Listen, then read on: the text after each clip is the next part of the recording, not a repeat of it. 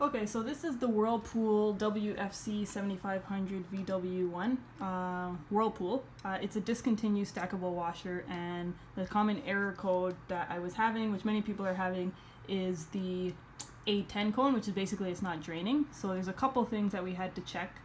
We previously had already checked the filter in the front. I cleared that out to see if it was clogged. The propellers there were still going, meaning the motor pump, or the drain pump was still functioning. So the other thing that they suggested to check was the drain hose, which is this thing. We completely dismantled it to do this. So we took it out. You can disconnect it. So we disconnected it, took it out.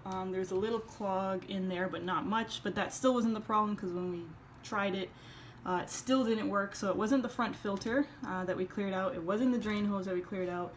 The motor or the pump was clearly still working because the propellers were going. So we were stumped because it still wasn't working. The only thing we didn't check was this black tubey thing. I have no idea actually what it's called, but we unclamped it on this end, also unclamped it on this end, and we actually took it out.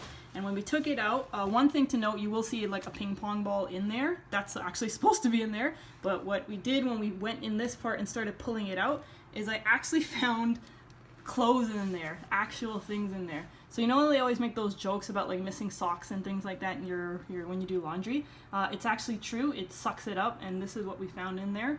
So we believe now that it should be fixed, but for all those people who are still having problems, before you go and spend hundreds of dollars for calling a repair person to get a look at it, diagnose it, and replace this, check the filter at the front, clear that out, check the drain hose, and if that doesn't work, make sure to check whatever this thing is called. And here you might actually see some clothes being pulled out, and that should solve your problem. It'll take a bit of time, but it will save you hundreds of dollars in getting it repaired. Thanks! Hope this was helpful.